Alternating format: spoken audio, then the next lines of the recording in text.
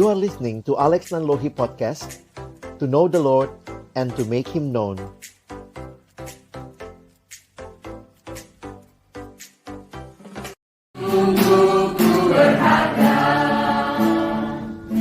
Masih dengan tetap berdiri, sebelum kita mendengarkan pemaparan materi dari Bang Alex, kita akan menyanyikan lagu atau The Word That I'm Christian. Kiranya lagu ini makin mempersiapkan hati kita untuk memberitakan tentang Yesus yang sudah memberi kita makna hidup yang sesungguhnya.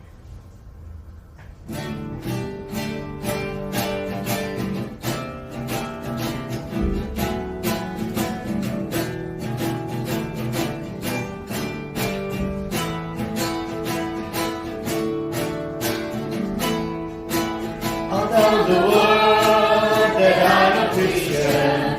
I'm not ashamed, He sent to bear. I'll tell the world that I'm a Christian. I'll take Him with me anywhere. I'll tell the world how Jesus saved me and how He gave me a life brand new.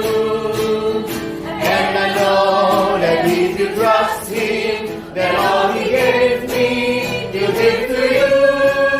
I'll tell the world that He's my Savior.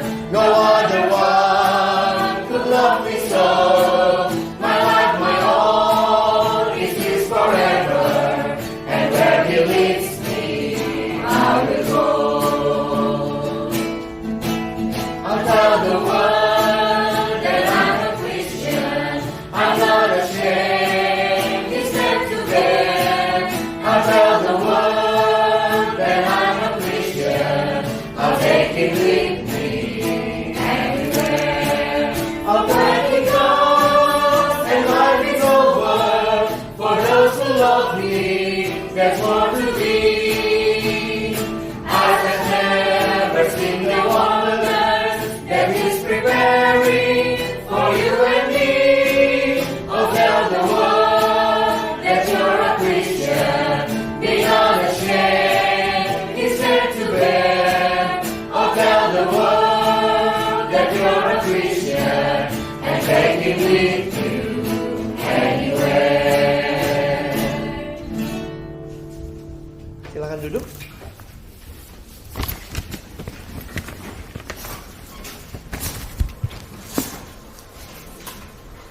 Mari kita berdoa. Bapa Surgawi, kerinduan kami sebagai umat-Mu yang telah Kau pilih di dalam dunia ini menjadi umat yang juga Kau utus memberitakan kabar keselamatan itu.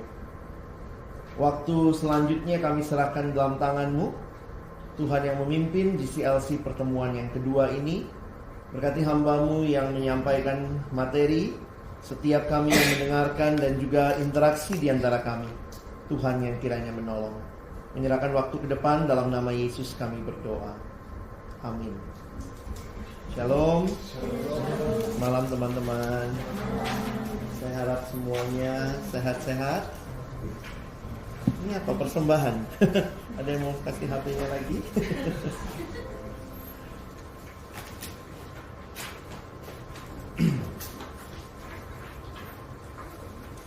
Saya harap semua sudah terima materi. Saya menyiapkan itu berkaitan dengan tema malam ini ya.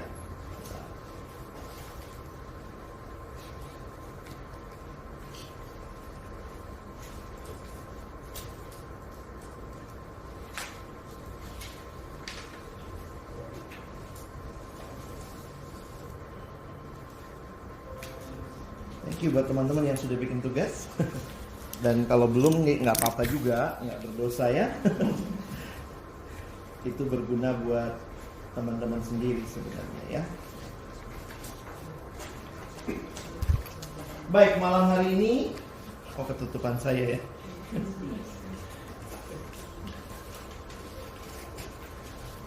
Malam hari ini kita akan masuk di dalam bagian yang kedua, bicara tentang evangelism and discipleship in God's mission.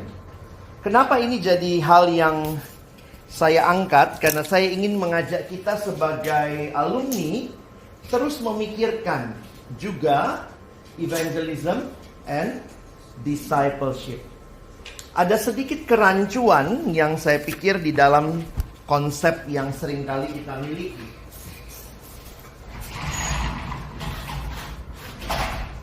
Jadi waktu kita bicara tentang misi, di mana letaknya penginjilan?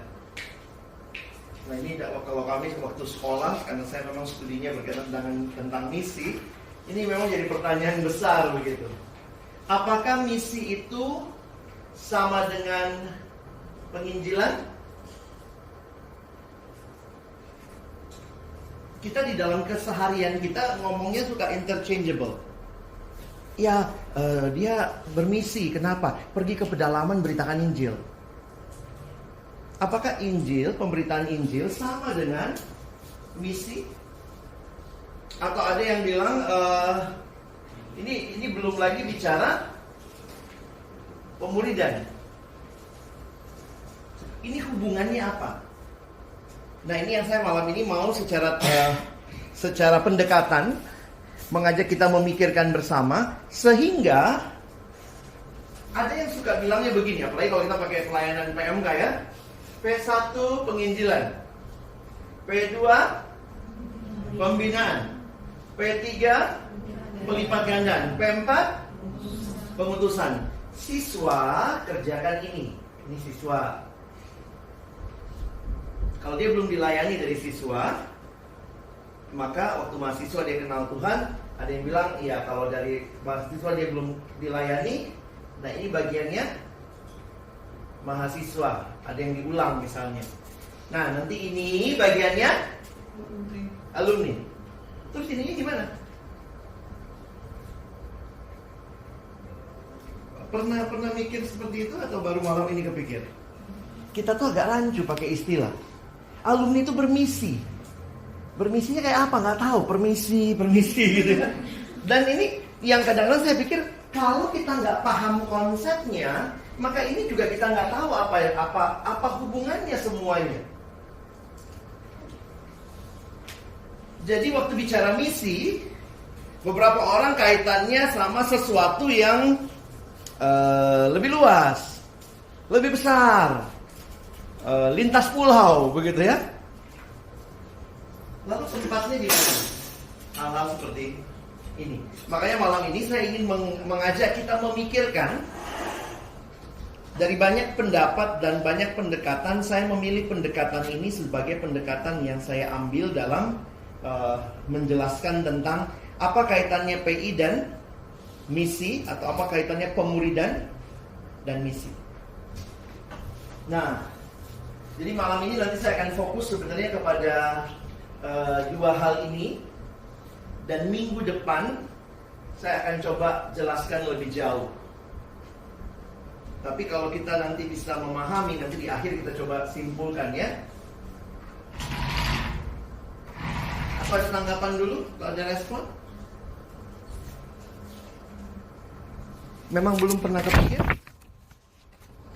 Atau ya udahlah, namanya istilah. Yang penting kan kita lakukan pemberitaan Injil. Ini yang banyak hal dalam keseharian yang saya pikir karena tidak jelas konsepnya, maka mungkin tidak banyak lagi alumni yang melakukan PI. Yang penting saya kerja di kantor baik-baik, selesai. Kira-kira begitu. Sementara di sisi yang lain, waktu kita masih mahasiswa, kita tertekan banget kalau nggak PI. Ada satu kampus menyepakati hari PI itu hari Rabu. Semua pengurus turun Rabu.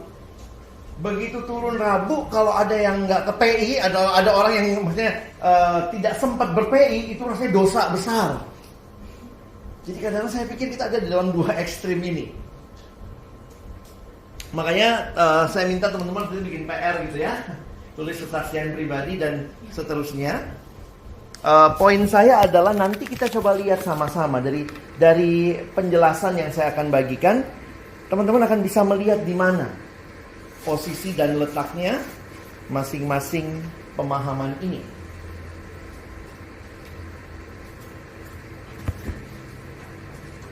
Kita mulai dulu dengan melihat yang minggu lalu. Saya coba ajak kita pikirin lagi. Our mission is not only divine by what we do, but by who we are in Christ. Ini tesis saya dalam pertemuan pertama minggu lalu. Kita membahas bagaimana terlebih utama misi itu bicara keberadaan kita. Your identity linked with mission. Jadi mission, the Bible is actually about mission, and everything in our church should be about mission. Apa yang dimaksud dengan hal ini? Kadang-kadang kalau kita memang tidak bisa melihat dengan tepat, maka gereja nanti akan hadir cenderung sektarian hanya untuk hal tertentu. Tapi kalau kita bisa memahami secara lebih utuh seperti ini, akan jauh lebih baik. Makanya konsep keduanya yang penting juga soal holistik. Kita suka berantem, mana lebih penting? Penginjilan atau melakukan perbuatan baik? Dan beberapa kali di dalam diskusi-diskusi sampai hari ini, dalam banyak buku-buku, itu masih terus didiskusikan. Ada yang bilang cukup dengan kata-kata. Makanya ketemu orang di bus langsung tanya, kalau mati yakin gak masuk surga? Dan itu kayak penting banget kata-katanya. Yang satu sibuk dengan yang penting perbuatan saya. Jadi holistik harusnya pendekatan kita. The word and deed, evangelism and justice are all part of gospel mission. Nah, ada satu pendekatan yang mungkin kita sudah kenal juga, yaitu pendekatan creation, fall, redemption, consummation. Nah, pendekatan ini biasa dipakai istilah the big story of the Bible. Jadi pendekatan big story of the Bible ini menyatakan begini. Kalau kita perhatikan Alkitab ini, sebenarnya bukan hanya ada kumpulan cerita. Tetapi yang menarik adalah dari awal sampai akhir, kalau diperes Alkitab ini, ternyata ada 4 babak cerita. Penciptaan, kejatuhan manusia dalam dosa, penebusan, dan juga Tuhan Yesus akan memulihkan kembali.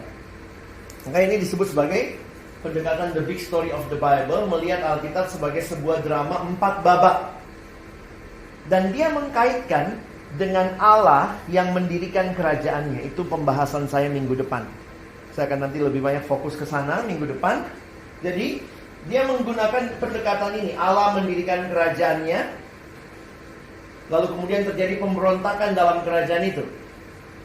Lalu perhatikan babak ketiga, ada pembagian yang lebih spesifik. Penebusan dimulai, sang raja memulainya sejak perjanjian lama memilih Israel. Lalu sang raja datang sendiri 2000 tahun yang lalu, bentar lagi kita Natal, dan dia balik ke surga. Dia memberi pesan kita untuk memperluas kerajaannya. Pergi, jadikanlah semua bangsa muridku. Dan dia berjanji ada pembaharuan, glorification. Satu waktu nanti dia akan datang kembali. Nah, pendekatan ini banyak dipakai oleh para teolog. Salah satu yang terkenal di kaum Injili adalah John Stott. Lalu dari sisi inilah dia misalnya membuat atau kerangka berpikir Kristiani, atau disebut sebagai Christian world view. Jadi dia harus mengatakan bahwa setiap hal kita tempatkan ini kerangka pikirnya. Mulai kita selalu lihat penciptaan. Dia pakai pendekatan penciptaan itu apa? Yang baik. Waktu diciptakan yang baik. Kalau ini yang baik, ini yang fall, yang jahat. Redemptionnya yang dibaharui. Consummation nanti yang sempurna. Kalau teman-teman pernah baca buku John Stott, Isu Global, ini pendekatannya dia. Bahwa ada yang baik, lalu kemudian setelah baik ada yang jahat karena jatuh dalam dosa, lalu ada yang dibaharui, pembaharuan terjadi dalam penebusan, dan ketika Kristus datang kedua kali ada yang sempurna. Jadi kita bisa memakai kerangka ini untuk berpikir tentang apapun isu yang ada dalam dunia. Nah, dalam satu buku baterainya low. Ini baterainya mesti colok kemana? Ini colok ya? Oh, belum kenyang. Yang mana? Oh. Oke. Jadi dalam satu buku, ini penggantinya John Stott ya. John Stott meninggal, lalu kemudian ini salah satu orang yang jadi pemikir utama melanjutkan pikiran-pikiran John Stott, namanya Christopher Wright. Christopher Wright ini kemudian menulis satu buku, How to Preach and Teach the Old Testament. Nah, dia mencoba menggambarkan hal yang tadi, dia coba spesifikkan lebih jauh. Dia melihatnya dalam drama 6 babak. Drama 6 babak dia pakai lambang ini, biar gampang diingat. 1, 2, 3, 4, 5, dan 6. Yang pertama disebut dengan sama, creation. Yang kedua, kejatuhan dalam dosa. Nah, yang ketiga ini apa? Sebenarnya 3 yang tadi itu masuk di sini. Kalau Yesus datangnya di sini, sebelum dia datang itu zaman para nabi. Apa yang para nabi sampaikan? Mereka bicara tentang nubuat keselamatan. Jadi ada promise. Lalu Yesus datang, ada redemption. Nah, antara redemption dan Yesus datang kedua kali, ini apa nih? Kan Yesus sudah balik ke surga, lalu kita jadi orang-orang yang melanjutkannya. Nah, dia mengatakan, nah ini yang bagi saya menarik ya, ini adalah mission. Dan terakhir dia pakai pendekatan yang menarik, dia bilang masalahnya new creation. Bahwa apa yang hilang dan rusak di dalam dosa akan Allah pulihkan di dalam dunia yang akan datang. Jadi dia mengatakan ini adalah the new creation. Nah, perhatikan teman-teman, panahnya sama. Jadi memang pendekatan new creation ini menolong kita melihat surga itu bukan cuma sesuatu yang kita kalau mikir surga itu di sana. Nah, yang akan Tuhan baharui adalah bumi ini, karena kan Tuhan menciptakan bumi ini. Nah, kita ini sekarang ada di nomor berapa? Kita ada di nomor 5. Sadar atau tidak, every one of us, kita itu we are on a mission. Penghayatan ini harusnya membawa kita menyadari bahwa hidup yang kita jalani, semua aktivitas yang kita jalani adalah sebuah kaitan dengan misi Allah. Ini cerita, bukan cerita kita. Ini bukan cerita kita semata-mata, ini ceritanya Allah. Dan luar biasanya Allah melibatkan kita di dalam ceritanya. So we need to find our place in God's mission. Kita perlu tahu di mana tempat kita di dalam misinya Allah. Jadi mengerti akan pendekatan ini bagi saya menolong kita memahami bahwa kita sedang ada dalam sebuah misi, yaitu misinya Allah sendiri. Nah, satu buku yang saya baca, lalu kemudian saya diskusi dengan seorang teman, dia coba melihat pendekatan yang berbeda menggambarkan hal ini, ya. Nah, saya coba tolong teman-teman untuk melihat bagaimana menggambarkan hal ini secara berbeda. Kalau kita menjelaskan atau menggambarkannya seperti yang tadi, creation for redemption, ini adalah penjabaran yang dilakukan secara linier.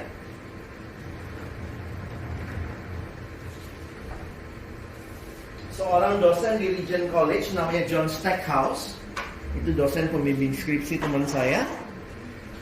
Nah, John Stackhouse ini coba memberikan pendekatan yang menarik. Dia mengatakan begini. Sebenarnya dari awal Allah mencipta, dia bagi ada yang namanya creation commandments. yang kedua.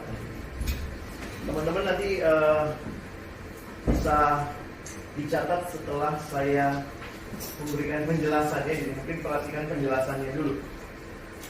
Waktu Allah mencipta, maka pasti ada tujuan. Nah, tujuan itu yang dia hayati sebagai ada yang namanya creation commandments. Lalu creation commandments ini dihayati di dalam Alkitab. Apa yang Tuhan minta kepada manusia?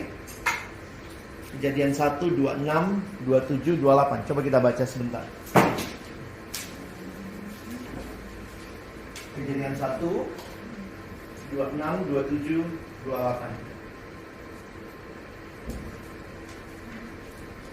Pria 26, wanita 27, kita sama-sama 28 ya. Silakan pria dulu, kami dicipta lebih dulu ya. 1, 2, iya. Berfirmanlah Allah, baiklah kita menjadikan manusia menurut gambar dan rupa kita, supaya mereka berkuasa atas ikan di laut, dan burung-burung di udara, dan atas ternak, dan atas seluruh bumi, dan atas segala binatang melata yang ada di bumi. Allah menciptakan manusia itu menurut gambarnya, menurut gambar Allah diciptakannya dia, laki-laki dan perempuan diciptakannya mereka. Sama-sama. Allah mendekati mereka lalu Berfirman kepada mereka, jangan cuculah dan tawarannya, penuhilah bumi dan makhluk-makhluk itu, berkuasalah atas ikan di laut, dan burung-burung di udara, dan atas segala binatang yang merayap di bumi. Nah, teman-teman perhatikan bahwa Allah menciptakan manusia dan semuanya. Kita kadang-kadang suka lupa ya. Kita kadang-kadang membaca Alkitab itu, kita pikir ceritanya dimulai dengan Allah menciptakan manusia. Tidak. Cerita Alkitab dimulai dengan Allah menciptakan dunia ini. Itu bisa beda. Karena kalau kita potong ceritanya, makanya para penafsir, salah satunya Christopher Wright, dia bilang kita suka baca Alkitab itu seolah-olah Alkitab dimulai di Kejadian 3 dan berhentinya di mana? Berhentinya di Wahyu 20. Padahal Wahyunya atau Kejadian itu ada ayat 1 dan 2. Lalu Kejadian 3 kita suka bacanya sampai Wahyu 20. Padahal di sini masih ada Wahyu 21 dan 22. Kita seringkali terjebak melihat seolah ceritanya dimulai dari manusia. Kalau kita lihat dari awal, ini bukan ceritanya manusia. Ini ceritanya Allah yang di dalamnya saudara dan saya, kita manusia dilibatkan. Sehingga kalau kita mau tahu ngapain saya ada, kita mesti tahu cerita utuhnya. Apa tujuan Allah menciptakan dunia ini? Allah menciptakan dunia ini supaya manusia yang ditempatkan di dalam ciptaan ini mengusahakan. Apa yang diusahakan? Kalau lihat dari kalimat tadi, saya pakai bahasa Inggris saja ini ya. Cultivate the world. Ini sebenarnya tujuan Allah. Bagaimana dalam konteks kita hadir di dunia, kita mengusahakan dunia ini.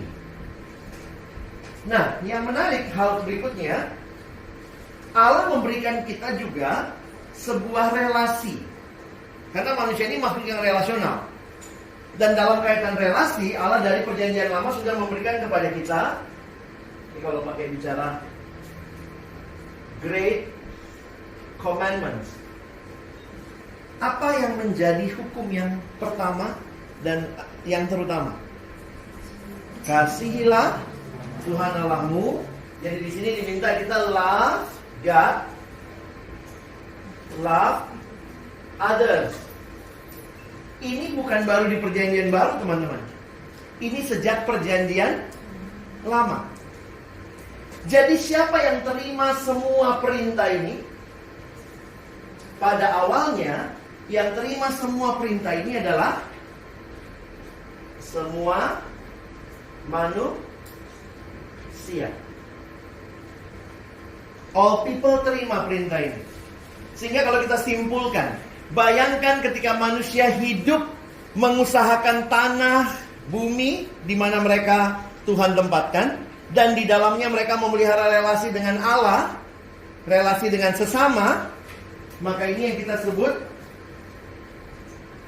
shalom. Kita lagi banyak bahas shalom nih menjelang Natal ya. Jadi shalom itu apa? Bukan cuma cukup makan, tapi juga cukup dalam hal ketenangan, keamanan, kedamaian. Jadi kalau kita perhatikan, saya pakai ini ya. Sebenarnya perintah yang Tuhan kasih, kalau kita bikin agak bagus sedikit ya. Yang Tuhan kasih itu perintahnya working for shalom.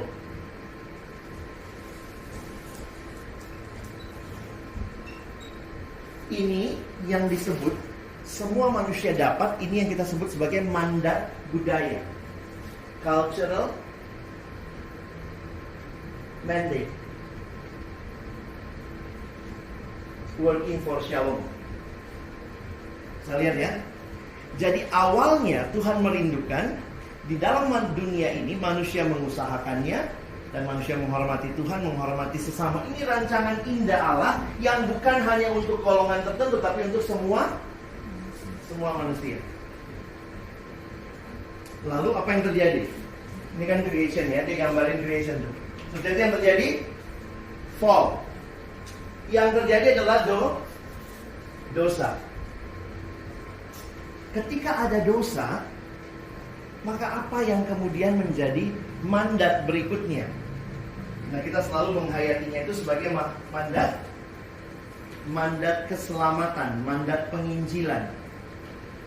Sehingga di sini saya bentuk kotak baru ya. Ada yang namanya, kalau ini creation commandments, perintah yang diberikan oleh Allah untuk masalah penciptaan, di bawah disebutkan kita terima sebagai orang Kristen Great Commission. Ini apa? Amanat agung. Ini yang terima siapa? Kalau ini all people yang atas, cultivate the world, yang terima ini adalah orang percaya, orang Kristen. Jadi kalau teman-teman perhatikan ceritanya Allah, waktu dunia miliknya rusak, siapa yang dia pilih? Dia pilih sekelompok orang, umatnya yang percaya. Kira-kira umatnya ini dipilih buat apa? Ini kalau kita lihat ceritanya ya, kadang-kadang kita pikir kita dipilih untuk masuk surga. Benar sih, tapi jangan lupa we are on a mission. So what is our mission? Great Commission.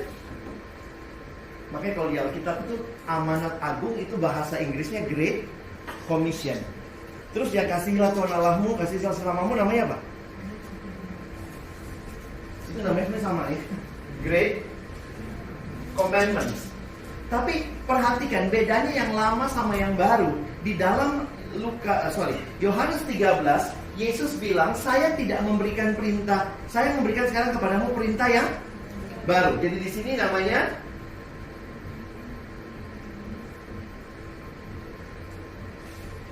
apa yang saudara dan saya terima dalam Great Commission?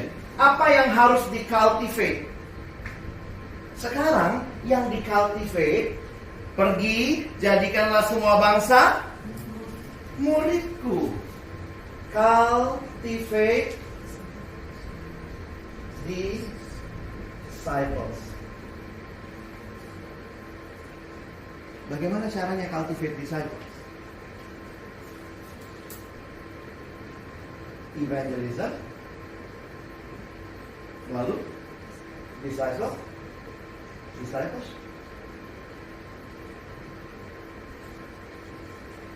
Ini Great Commission, amanat yang agung, tidak diterima oleh semua orang, diterima oleh orang Christians gitu ya. Nah, New Commandment-nya apa? Coba lihat Yohanes 13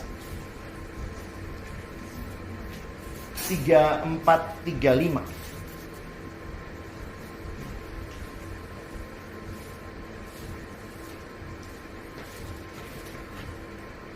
Yuk kita baca Yohanes 13 ayat 34 dan 35. 1 2 ayat. Supaya kamu saling mengasihi, sama seperti aku telah mengasihi kamu. Demikian pula kamu harus saling mengasihi.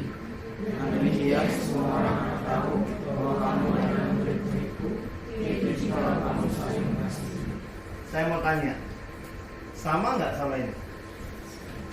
Hah? Bedanya di mana? Di kata saling. Salingnya kenapa emang? Kalau ini apa bedanya? Kasihnya Allah, kasih sesama. Kalau di sini, di antara siapa? Di antara orang Kristen. Jadi ini particularly among believers. Ini yang kita sebut sebagai salvation mandates.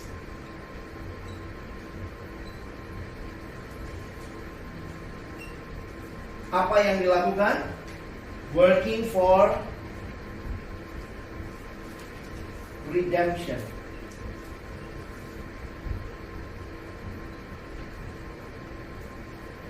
Nah, teman-teman coba perhatikan nih ya. Working for redemption. Jadi, pertanyaan saya begini. Kalau tidak ada dosa, sebenarnya yang mana ceritanya Tuhan? Kalau nggak ada dosa, cuma ini ceritanya, yang atas nih. Itu yang Tuhan mau. Itu yang Tuhan ingin bentuk. Itu yang Tuhan sedang ciptakan. Sekarang pertanyaannya, ketika kita dipilih, ada murid dihasilkan. Ketika kita saling mengasihi di antara kita, apakah kita saling mengasihi di antara kita supaya jadi eksklusif?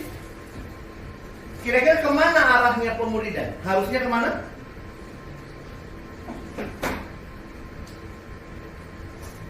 Cultivate the world.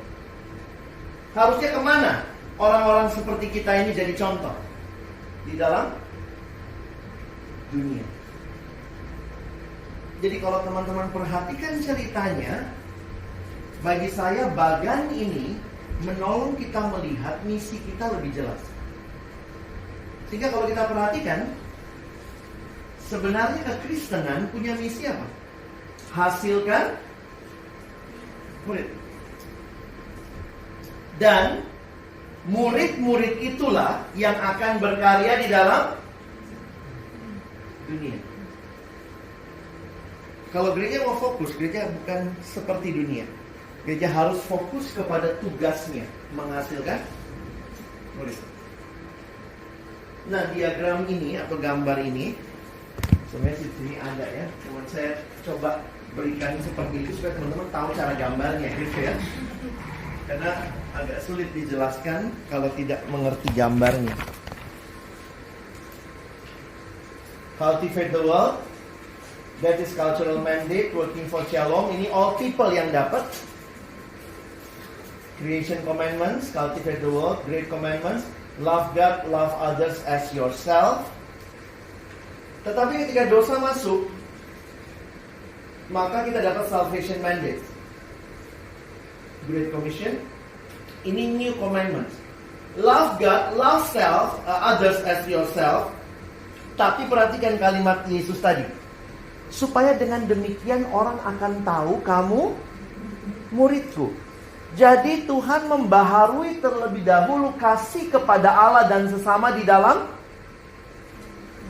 tubuh Kristus.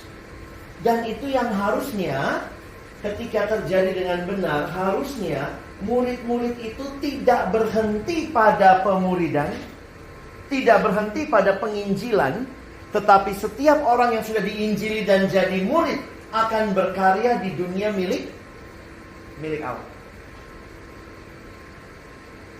Jadi di mana letaknya penginjilan dan pemuridan dalam misi Allah? Yang mana himpunan semesta, yang mana himpunan bagian? Semestanya adalah,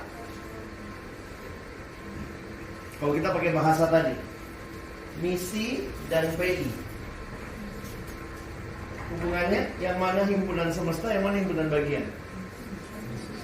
Misi semestanya.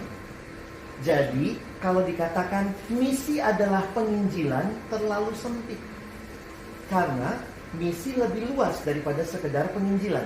Tetapi penginjilan adalah bagian di dalam rangka misi Allah yang besar. Karena itu kalau saudara dan saya mau berbagian di dalam misi Allah, khususnya kita apalagi orang Kristen, kita harusnya tidak pernah berhenti menginjili dan memuridkan. Banyak alumni yang katanya sekarang sudah sibuk dengan hidupnya, berhenti menginjili, berhenti memuridkan. Karena apa? Itu kan P1, P2, P3 kampus. Harusnya kita masih berkobar-kobar sebagai umat Allah yang menerima mandat ini, terus memberitakan Injil, terus memuridkan. Mungkin yang paling sederhana kalau saudara mungkin punya keluarga, yang memuridkan anakmu, memuridkan rumah tanggamu. Tetapi lebih daripada itu, saya pikir gereja Tuhan butuh banyak orang yang masuk ke dalamnya dan kemudian di situ kita berkarya, memuridkan, kita berkarya, memberitakan Injil. Kenapa? Banyak juga orang terhilang di gereja, nggak kenal sungguh-sungguh siapa Tuhan. Dan di tengah-tengah pekerjaan kita, saya agak takut ke evangelism and discipleship itu kayak memori masa lalu kita, nostalgia kita di PMK. Banyak alumni mungkin yang sudah begitu sibuk dengan hidupnya, sampai-sampai lupa bahwa panggilan utamanya adalah memberitakan Injil dan memuridkan. Saya boleh dapat respon atau ada yang mau tanya? Berarti kan kalau misalnya kita kan sebagai orang Kristen berarti nggak berhenti sampai di cultivate disciples, Iya. tapi kita memuridkan agar orang-orang yang sudah Kristen yang sudah dimuridkan tersebut kemudian cultivate the world gitu kan ini. Pada akhirnya. Iya, kalau misalnya kayaknya tadi kasus yang abang bilang tadi itu, kalau saya banyak orang yang merasa kayak udah, berarti mereka berasa bahwa yaudah bagian saya sekarang adalah ya working for shalom aja gitu. Jadi saya berusaha untuk menghadirkan shalom di dalam lingkungan saya saja gitu, nggak perlu, bukan nggak perlu seperti kayak ya mungkin bagian untuk cultivate disciple-nya itu udah lewat dalam gitu. Nah gimana caranya yang counter untuk hal tersebut, kayak ya kita harus memuridkan seumur hidup gitu, tapi kayak itu susah gitu bang untuk masuk ya. Karena itulah ada GCLC. Sulit, makanya saya tadi bilang gini teman-teman, saya memang agak lumayan pesimis waktu dapat tujuan dari panitia dan pergumulan saya pribadi. Kayaknya kita ngelihatnya kalau sudah working for shalom and then I forgot this. Apalagi kan kita sudah berkarya di tempat-tempat yang strategis, mungkin di situ kita jadi dampak besar. Tetapi jangan-jangan kita melupakan bahwa di tempat itu pun at the same time, nah saya harus katakan beginilah. Saya mengerti realita kalau ketika kita sudah makin sibuk, makin banyak hal yang kita ambil, akhirnya ada prioritas. Kalau bicara ada priority, oke. Somehow saya understand lah, saya bisa ngerti. Tapi kalau sampai akhirnya tidak ada sama sekali, bagi saya itu menyedihkan. Karena itu saya masih bersyukur melihat alumni-alumni demi pemuridan, demi penginjilan, memberi diri di gereja jadi pengurus. Memberi diri di gereja, misalnya, atau di dalam persekutuan, jadi panitia. Memberi diri, jadi karena apa ya, betul ya teman-teman, kalau kita memang udah sibuk di pekerjaan, tapi kemudian banyak yang bilang begini, kan pekerjaan saya juga pelayanan. Hey, please. Kalau di pekerjaanmu kau bisa PI dan discipleship lebih baik, go for it. Tapi realitanya, kalau saya, pekerjaan saya di sini nih. Pekerjaan saya memang di sini, kira-kira begitu ya. Sehingga saya harus, prioritas saya lagi di sini, saya harus tetap ingat, saya harus cultivate the world. Kadang-kadang saya bergumul juga gitu ya. Misalnya kayak sis kamling deket rumah, kan susah juga ikut gitu ya. Itu kan I have effort for that gitu. Karena itu bagian dari cultivate the world juga. Tapi memang realitanya kadang-kadang kita suka lupa ininya. Kita pikir itu memori waktu di kampus. Sekarang saya sudah jadi murid yang ada di pekerjaan.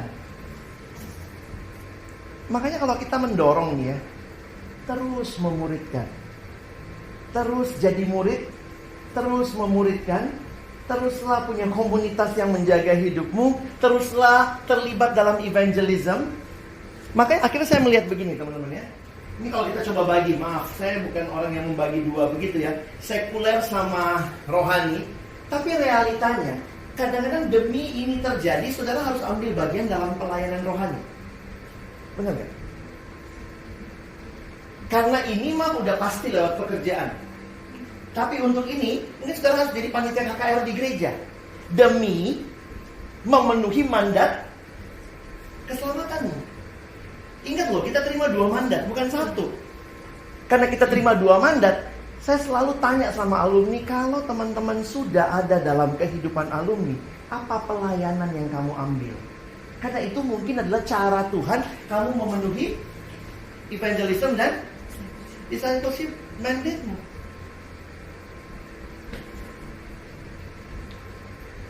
Gimana? Ada respon? Ya. Pertamanya dulu ketika lulus ya akhirnya sudah kelihatan kayak palsu, lama-lama saya berpikir bagaimana caranya masuk ke gereja, masuk ke HKBP, wah susah sekali. Ternyata ada pintu masuk aja. Ternyata alumni saya dapat pemahaman ya kenapa di BKP lebih bisa maju daripada HKBP, karena memang HKBP ini keras kepala sekali. Terus banyak yang di masa itu banyak yang bagus, banyak yang mengajar, tapi memang itu sangat keras sekali. Ya terakhir lebih ada yang mencari prosesi ilmunya yang lebih bertumbuh. Terakhir waktu itu saya punya pemikiran bahwa ternyata di gereja itu kita pasti lebih senang di atas ya posisi. Kalau ketika meeting itu udah satu pikiran. Cuma satu sisi seperti di kantor kan kalian itu bisa dibangun ya. Nah bagaimana dengan pelayanan, karir pelayanan itu gimana? Dan dari cerita Pak Tadius saya nangkap bahwa ternyata kalau masuk gereja itu nggak bisa sembarangan, harus bangun kepercayaan. Nah, saya dengan waktu itu saya belajar untuk mulai itu. Kemudian kondisinya sekarang saya ada di tim A. Tim A itu adalah gereja saya sampai sekarang main di DKI itu. Jadi gereja itu selama setahun itu melakukan 2 gelombang katekisasi yang dimana satu gelombang itu ada 60 sampai 90 anak katekisasi. Dan gereja DKI itu memiliki katekisasinya itu 9 bulan. Dan terakhir gereja melihat bahwa ternyata tidak semuanya efektif kalau disampaikan oleh pendeta, sehingga ada kelompok kecil. Pada waktu menjalani katekisasi. Cuman dibatasi hanya 4 kali pertemuan. Oh, oke. Ya, dan ada TPK-nya. PKK-nya itu saya punya. PKK itu PKK kartu dong, nggak mau. Dijali. Nah, ketika selesai katekisasi, itu banyak adik-adik yang menyatakan, aku rindu mau kelompok kecil. Karena untuk pertama kali mereka merasa biar jawab semua UKM. Nah, ketika sudah selesai kondisinya adalah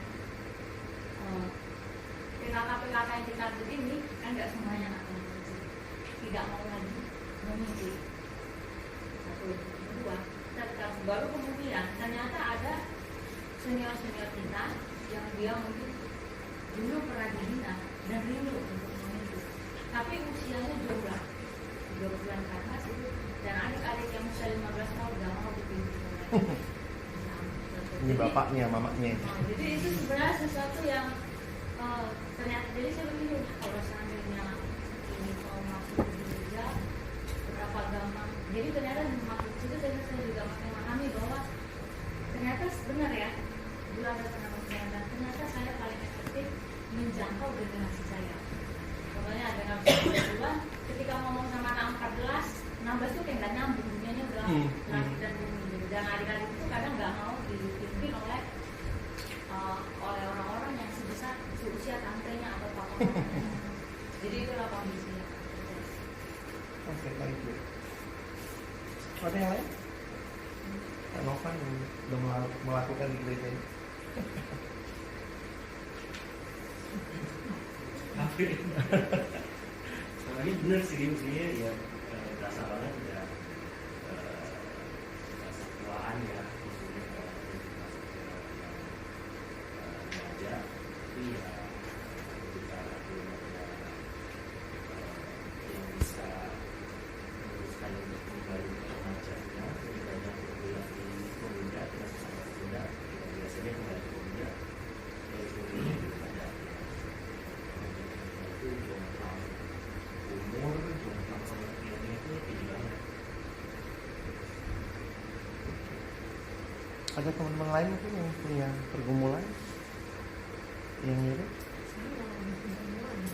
Jadi waktu beli di gereja, saya karena di Jakarta juga udah pelayanan di gereja, terus melayani sekian lama, terus sekarang kondisinya malah akhirnya udah melayani di gereja lagi karena banyak hal sih sebenarnya.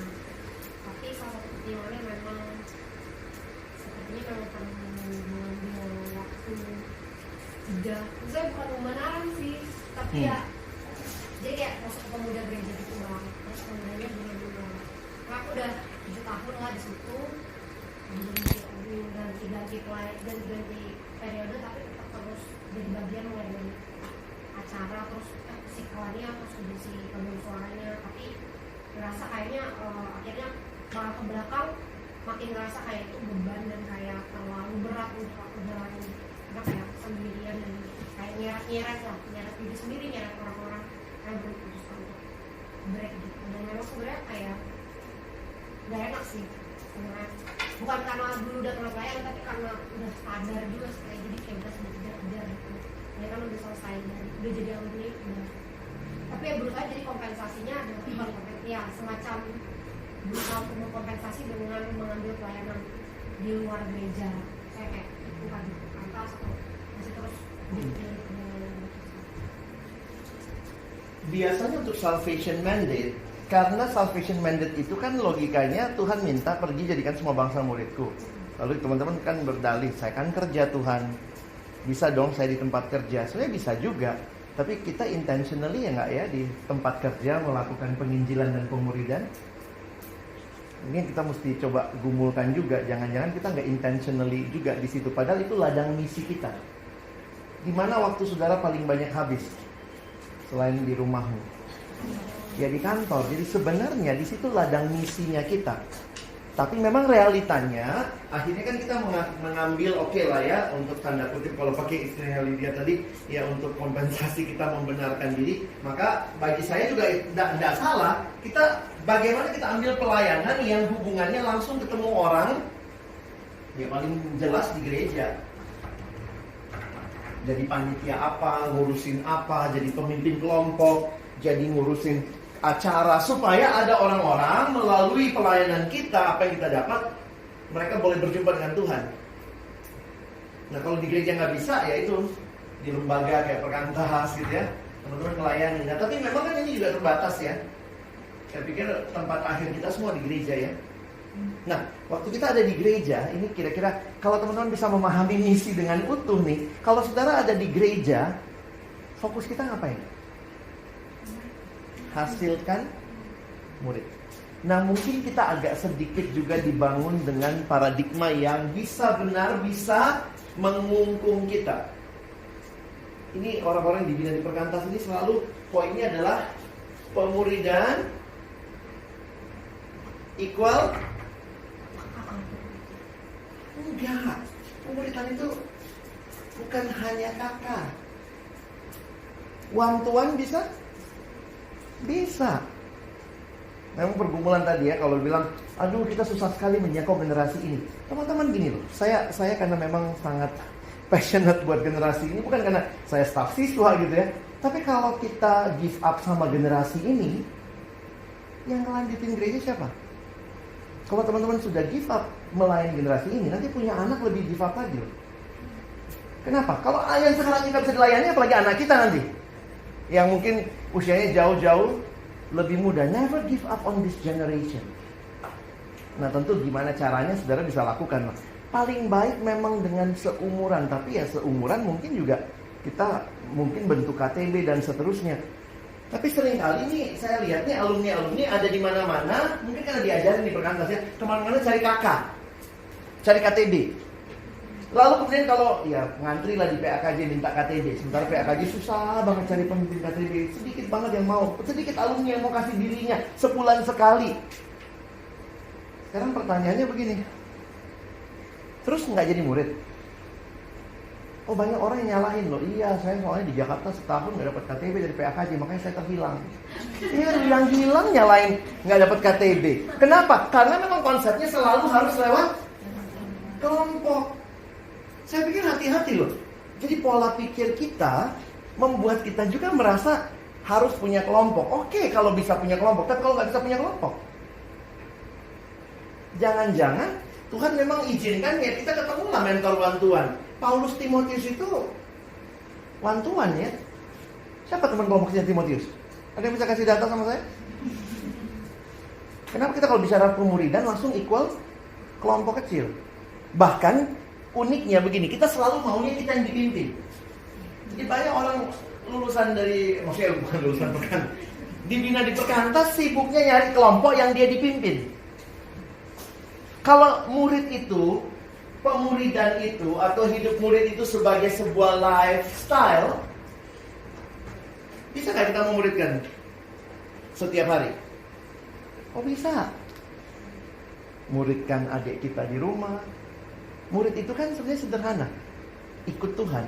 Waktu dia ikut Tuhan, dia bagiin sama orang lain. Dia bagiin apa? Saya udah saat teduh, dia bagiin sama adiknya. Apakah perlu nyanyi satu lagu kayak kita kelompok kecil, ini penyembahan, lagu ini. Kita mungkin bisa pemuridan dengan natural. Seorang teman dengan intensional di kantor makan dengan orang tertentu. Jadi karena dia tahu life is a mission, dan my field setiap hari ada di kantor. Hari ini dia makan misalnya dengan satu teman. Lalu dia merencanakan mungkin sederhana aja, Tuhan, saya pingin deh hari ini dengar teman saya apa ya tujuan hidupnya. Dan ini kan mesti bangun trust ya. Ketemu tiap hari, makan bareng, mulai cerita, terus dengerin apa tujuan hidupnya. Nah minggu depan pikir gimana caranya saya mau ceritain tujuan hidup saya. Tujuan hidup saya seperti apa, bagaimana perubahan yang saya alami. Makanya saya minta teman-teman bikin kesaksianmu. Tidak ada dari kita yang punya hidup masa lalu yang baik. Every saints have a past, but every sinners have a future. Punya masa depan. Sehingga kita bisa ceritain nih, ya. Kita bisa ceritain bagaimana saya juga dulu terjebak dalam dosa kok. Tapi Tuhan selamatkan saya. Nah, yang kita bagikan itu yang saya minta teman-teman bikin kesaksian. Ini bukan kristenisasi. Saya cerita dan nggak ada yang bisa bilang nggak begitu pasti hidupmu. Ya, gue yang ngalamin, gue yang nulis kok. Nah, kalau kita bisa bawa itu, maka ya kalau sekarang misalnya Kak Tadius Gunadi itu kan mengembangkan discipleship in the workplace. Jadi discipleship in the workplace mungkin bentuknya bukan kayak di PMK, kumpul semua, nyanyi satu lagu, silakan sharing bergiliran. Tapi makan siang can be a discipleship time dengan orang yang tidak percaya. Mungkin kau bilang, tapi itu masa nggak kayaknya. Tapi itulah hidup itu yang dibagikan.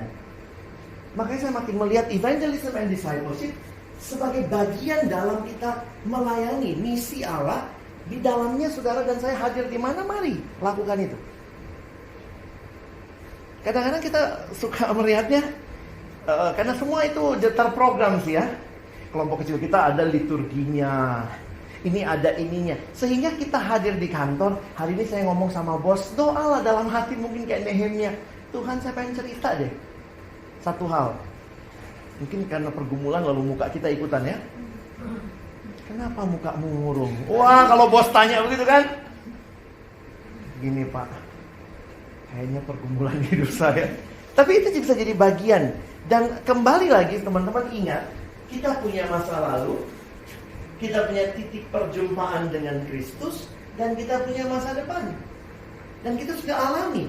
Dan itu kesaksian yang paling dasar.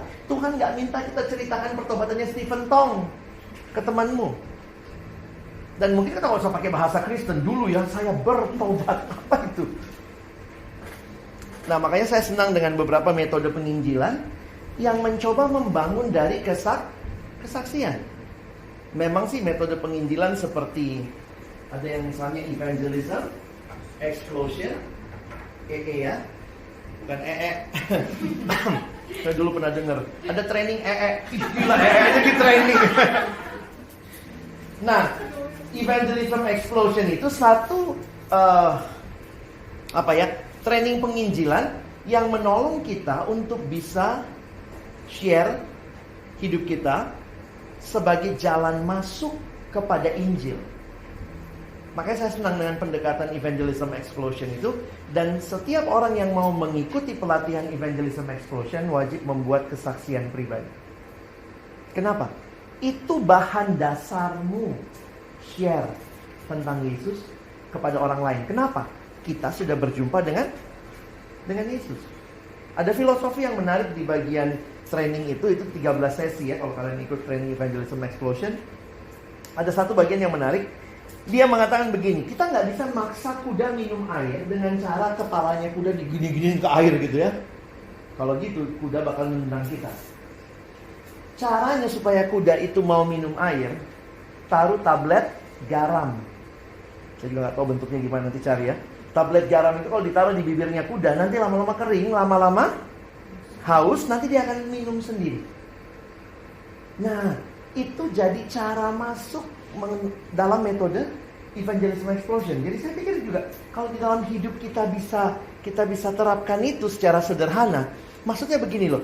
Perubahan hidup yang saya alami karena perjumpaan saya dengan Kristus harusnya membuat orang di sekitar saya melihat dan akhirnya pun mau bertanya, lu kok bisa sih seperti itu? Nah, jadi contoh sederhananya begini ya. Memang kalau kan dia punya dua. Kalau teman-teman ikut itu tandanya itu dua tanda tanya. Sorry. Itunya logonya mereka dua tanda tanya. Karena ini dua pertanyaan diagnosa. Memang pertanyaannya agak sedikit kurang kontekstual untuk Asia ya. Misalnya kita tanya, kalau seandainya meninggal dunia malam ini, yakin gak masuk surga? Kalau kayak gitu di Asia ini kalau kita ngomong sama yang lebih tua, menurut kamu mati masuk surga? Makanya itu di Asia banyak yang tidak terlalu berkembang. Tapi ini di Amerika berkembang sekali. Nah, tapi poin yang saya mau sampaikan adalah pendekatannya. Misalnya kita lagi ngobrol nih, lalu kemudian apa pengalaman masa lalu kita? Kalau di diajarinnya begini. Jadi teman-teman pernah nggak dalam hidupnya meragukan keselamatan? Dulu pernah lah ya. Terus kenapa sekarang begitu yakin? Karena udah ketemu Yesus, udah dapat pembinaan. Nah, gimana cara bagiin itu? Ya, misalnya kalau kita lagi itu, yang misalnya kita duduk sama teman gitu ya, aduh ngobrol-ngobrol, iya nih gede banget nih bakso ya. Bayangin nih bakso kalau kita makan ketelan, mati. Ngomong-ngomong soal mati ya. Masuk tuh kan? Lu yakin nggak kalau mati masuk surga? Misalnya dia ngomong, wah gue nggak yakin. Terus kita bilangnya apa? Jangan menghakimi. Kita pernah nggak yakin nggak? Gue juga dulu nggak yakin. Gue juga persis sama kayak lo. Sampai satu waktu, nah nggak usah bilang saya ikut KKR apa gitu. Nah, jangan. Bilang aja sampai satu waktu saya ketemu seseorang, kan pembicaranya, nggak usah bilang acaranya. Saya ketemu seseorang yang jelaskan kepada saya, dan sejak hari itu, kapanpun saya mati, saya yakin saya pasti masuk surga. Nah, tablet garam biarkan bekerja. Dia pasti bilang, gila. Dia kayak gue juga, tapi sekarang udah yakin banget. Nah, kalau udah bekerja tuh sambil makan terus dia gitu. Boleh nggak saya cerita kenapa saya bisa begitu yakin? Terus kalau dia bilang boleh, nah saya cerita. Lu ini ya kristenisasi? Oh enggak, saya cerita kan, saya tanya tadi. Boleh nggak saya cerita? Kamu bilang boleh. Ini saya cerita nih. Jadi bagi saya pendekatan itu menarik. Kita tidak memaksa, tapi kita memancing orang untuk. Nah, pertanyaannya gini, teman-teman, hidup kita yang lama itu kayak apa sih? hidup tanpa tujuan hidup, hidup yang tiap kali cemas, hidup yang mungkin dibelenggu pornografi, hidup yang dibelenggu masalah keluarga. Tapi sekarang mungkin masalah keluarganya masih ada, tapi cara kita bersikap sudah beda. Waktu kita hadir, hidupmu dan hidupku adalah sebuah kesempatan penginjilan. Waktu kita duduk sama teman kita makan siang, dia cerita pergumulan keluarganya. Mungkin kita dengar, kita bilang, iya ya, gue persis sama kayak lo juga. Tapi sekarang gue sudah makin yakin bahwa semua ini ada Tuhan yang mengatur, Tuhan yang hadir. Kita bisa cari cara, kita bisa bangkitkan kerinduan Dia untuk mendengar cerita kita. Kita tidak sedang cerita penginjil yang ke Tanah Batak 2000 tahun opung sini no mention. Kita lagi cerita hidup kita kok. Dan teman-teman, saya waktu baca kalian tulis itu, saya pikir wow, ini semua opportunity penginjilan. Karena semua hidup lamamu dan hidup lamaku itulah hidup orang-orang yang gak kenal Tuhan. Di mana kita hadir? Jangan bilang, Tuhan, saya mesti ke gereja. Benar sih, silakan ambil pelayanan di gereja, silakan ambil pelayanan di lembaga, tapi your life is a witness. Apa yang Tuhan kerjakan. Makanya saya bilang, kalau teman-teman tulis, mungkin waktu tulis jadi ingat juga, iya ya, gue dulu gini ya. Iya ya, gue dulu orangnya ragu banget. Gue orangnya egois sekali. Dan perubahan-perubahan itu, dunia tidak baca Alkitab langsung. Dunia baca hidup kita. Kita gak bisa langsung bilang, bacalah Alkitab luar biasa. Hidupnya Daud ya. Jangan lihat dulu hidupnya. Karena itu kalau teman-teman dan saya memang mengalami perubahan hidup, then they will know. Jadi kita gak usah lagi jadi orang yang sibuk mencari ladang penginjilan, tapi di tempat kita hadir. Nah pada saat yang sama, ya mungkin tetap membangun realita pelayanan di gereja. Karena itu semua dalam kaitan ini. Tapi jangan-jangan kita memang cuma IO penginjilan ya. Kita gak jagonya gitu ya, bikin KKR, kita IO-nya. Nanti yang KKR minta Bang Alex gitu ya. Tapi saya yang nyiapin semuanya. Nanti KKR-nya minta Bang Mangapul. Nah jangan lama kita cuma jadi IO. Waktu kita berdua sendiri lagi ngomong, kita gak bisa menginjili. Kenapa? Kita merasa saya gak bisa. Mungkin belum sampai ke situ. Tapi tahap awal, Tuhan sedang pakai hidup saudara untuk membuka percakapan-percakapan mendalam tentang hidup. Yang mungkin kita bisa follow up dengan apa? Lu mau tahu lebih jauh? Nanti dengar kaset khotbah ya, kita kasih kayak kaset khotbah. Saya nggak bisa jelasin, saya agak susah ngomongnya. Oh, ada buku rohani.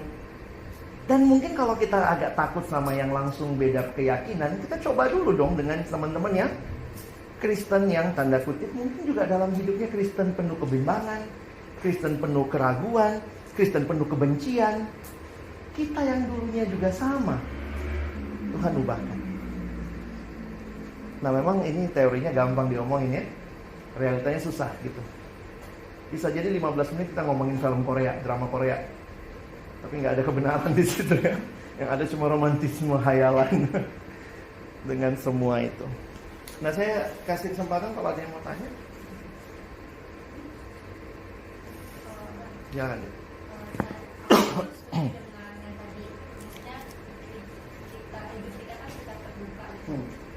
Dan aku pernah ngalamin masa itu. Jadi pasienku itu kan 98% etnis Tionghoa dan Buddha. Terus sampai pada suatu momen, memang aku selalu mendoakan mereka, Tuhan kasih kesempatan aku bisa memperkenalkan mereka. Karena kalau dengan ajaran Buddha itu miris, sehingga mereka tuh 50-50 antara hidup gue aman atau enggak, kayak gitu. Terus kayak masih bimbang. Terus sampai pada suatu momen, Tuhan kasih kesempatan aku cerita tentang hidupku gitu ke salah satu parents pasienku. Sampai dia bilang gitu, nilai-nilai hidup yang dia yakini itu sudah nilai-nilai Alkitab. Kayak misalnya ya saya yakin sih Tuhan itu akan pelihara, Tuhan aja pelihara burung pipit. Itu buat aku tuh agak shock sebenarnya. Terus sampai memang itu butuh waktu sampai sekitar 8 bulan aku sama dia gitu. Sampai akhirnya dia bilang sebenarnya saya percaya Yesus nih, udah mati buat semua orang berdosa. Tapi dia akhirnya memutuskan untuk tidak jadi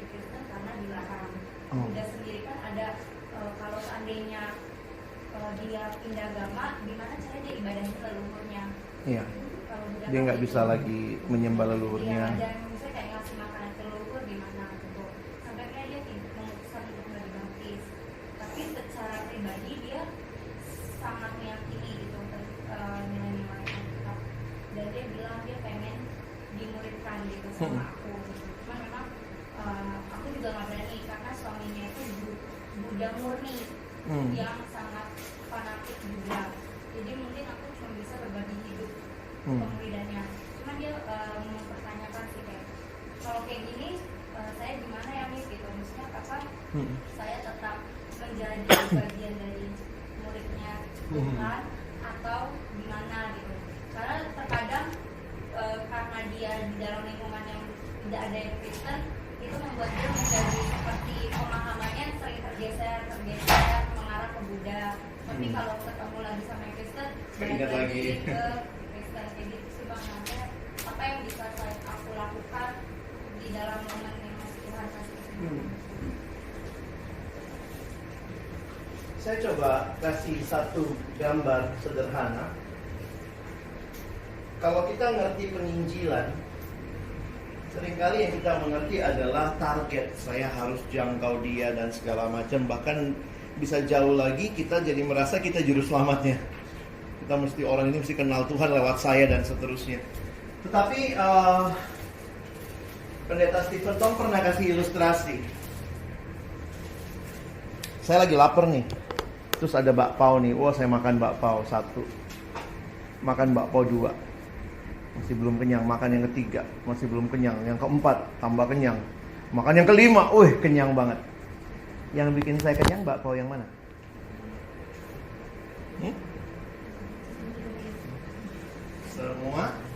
Semuanya. Yang bikin saya kenyang bukan bakpao kelimanya ya. Dari awal tuh yang bikin kenyang. Nah, dalam hidup, anggaplah kalau ini titik 0, ini titik minus, ini titik plus. Anggaplah ada yang namanya plus 10. Plus 10 itu dia terima Yesus. Ini 0 terbuka kepada kekristenan. Yang ini minus anti Kristen. Anggaplah dia minus 10 gitu ya. Teman-teman, hayatilah Tuhan mungkin pakai kamu jadi bakpao kesekian. Makanya saya waktu mengerti pemahaman ini, waktu Pak Stephen Tong khotbah, saya jadi sadar gitu ya. Waktu saya KKR, saya panggil orang untuk terima Yesus. Siapa yang mau beri diri terima Yesus? Saya mungkin adalah bakpao ke-10-nya. Pas KKR-nya sama saya. Tapi banyak orang yang Tuhan pakai dalam perjalanan hidup dia, membawa dia sampai kepada keputusan ini. Karena itu saya nggak bisa menyombongkan diri. Dia tobatnya karena gue nih. No. Nah, saya memang tidak masuk lebih dalam ya. Kalau kita bikin skema lebih dalam, siapa saja orang yang berpengaruh kepada kerohanianmu sebelum kau kenal Tuhan? Orang tuamu? Guru sekolahmu? Guru agama? Pendeta di gerejamu? Saya baru ingat-ingat juga tuh bikin itu ya. Saya guru sekolah minggu saya tuh. Saya kenal saat teduh 6 SD. Dulu kan susah ya saat teduh generasi saya gitu ya. Ternyata saya kenal saat teduh tuh kenal 6 SD. Karena ada satu guru yang ngajarin, guru sekolah minggu. Tapi waktu itu guru ini dianggap paling aneh dari semua. Karena sangat rohani. Guru lain kan maunya ceria yang seneng gitu ya. Jadi saya pikir iya, kakak ini nolong kerohanian saya. Saya terima Yesusnya sih waktu kemudian SMA kelas 1 ada yang KKR, saya angkat tangan. Tapi ternyata banyak orang yang Tuhan hadirkan dalam hidup saya. Makanya setelah saya mengerti hal ini, saya melihatnya begini. Mari sebagai gereja melakukan mandat penginjilan. Kita tidak melakukannya sendiri. Sombong banget kalau kita bilang gara-gara gua dia bertobat. Kita harus melakukannya sebagai komunitas. Dan izinkanlah Tuhan bekerja di dalam kamu. Bakpao keberapa mungkin cuma itu bagianmu. Bakpao sekian ya cukup. Mungkin dia cuma ketemu Grace karena sakit kan. Habis sakit mungkin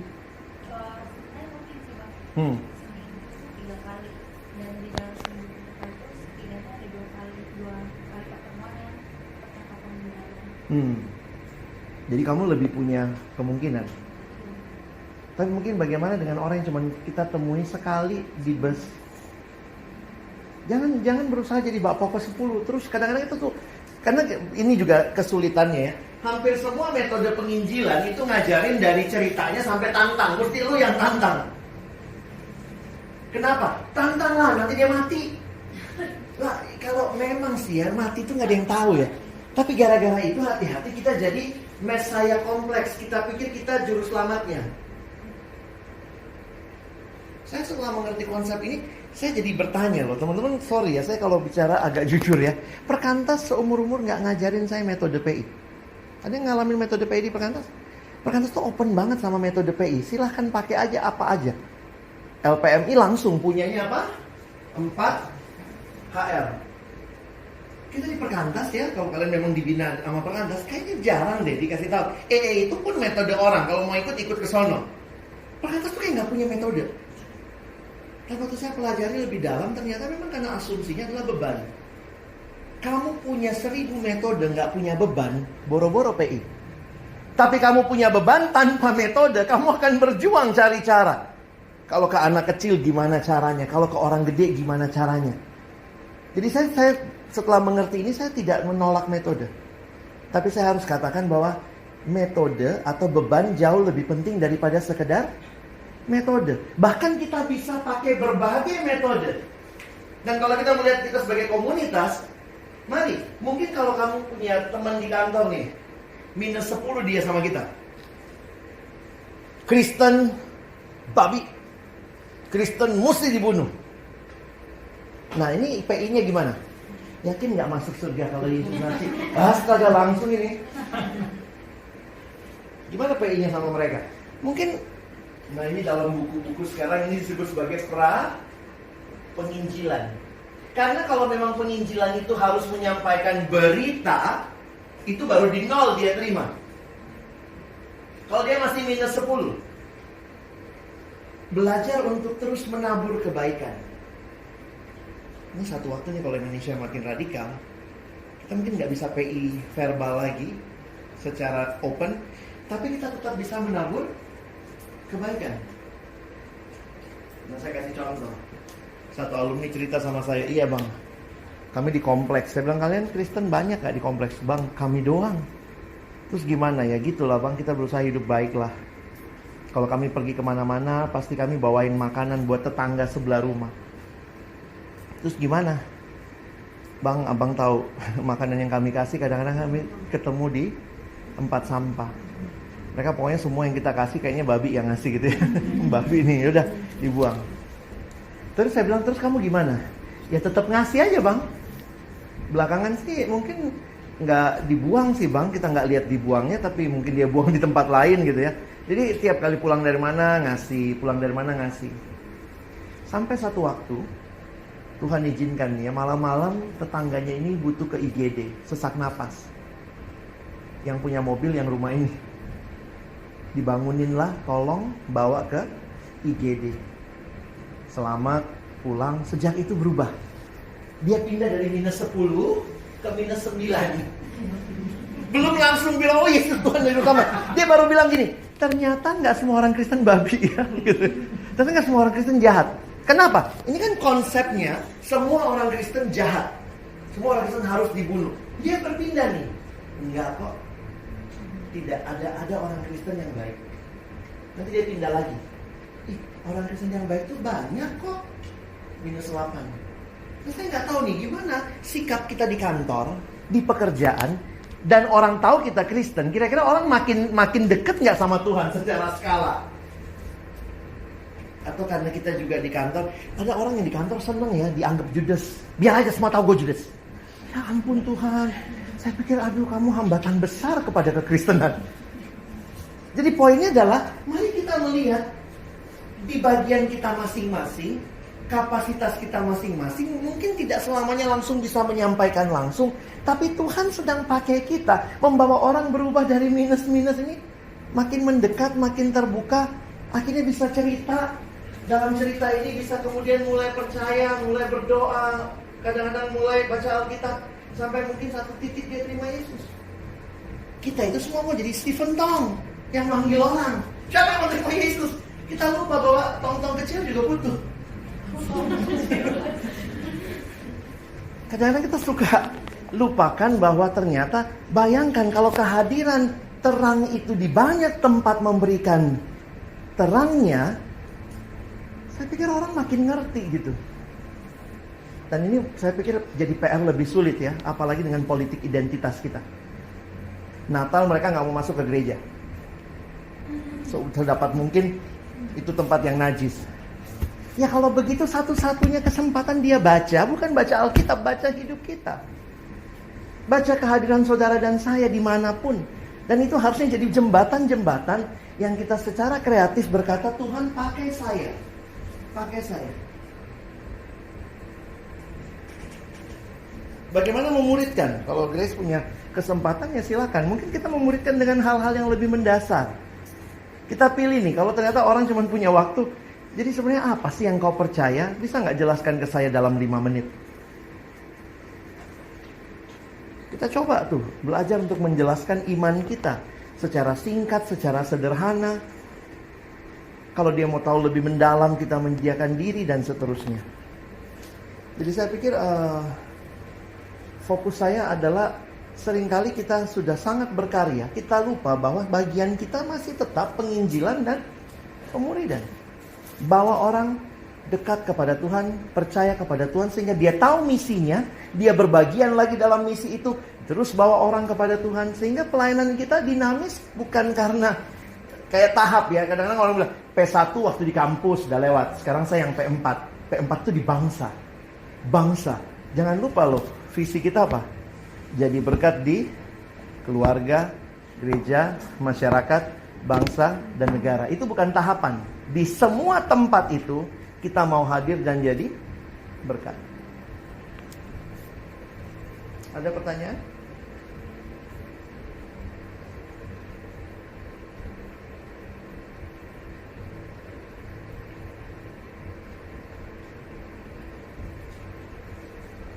Apa yang mulai muncul di pikiran? Siapa di kantor ya yang bisa saya dekatin, saya doakan secara tulus? Berapa orang yang saya ketemu rutin? Tiap ke kantor pasti saya lumayan rutin ketemu dia. Saya lumayan lama bisa ngobrol sama dia. Atau mungkin kita bilang, wah saya di kantor susah bang. Orang udah kenal saya sebagai killer. Terus sekarang mulai berubah ya jadi soft killer. Agak soft dikit gitu ya, nanti lama-lama.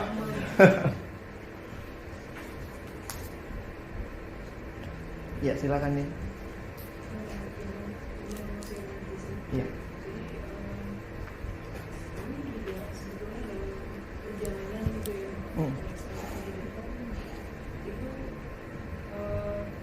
Dalam waktu Tuhan kita bisa mendapatkan suatu kemuliaan yang bisa dibilang apapun yang itu bisa ada. Mungkin materi PKB dan diskusnya gitu itu ada di kita dapatkan yang cocok untuk wadah seperti gereja itu berkambium. Kambium itu punya dunia dan kami sudah pakai sudah mencoba dari beberapa namun karena kita harus berhadapan dengan majelis saya di DKB Australia jadi itu kata-kata penginjilan pada kutip jadi secara tidak langsung kami dukung dari pendetanya langsung waktu itu dia awal dibuka ini yang paling yang dahulu dan ketika beberapa teman di depan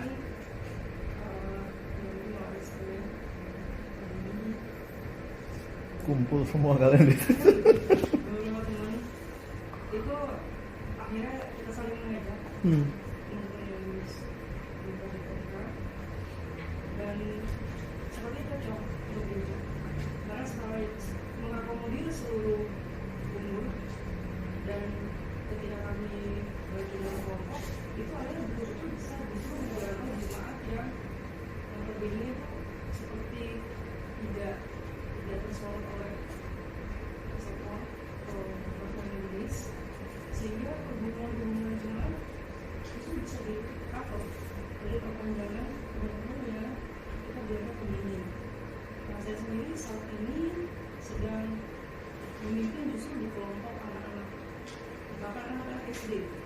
SD ya? SD.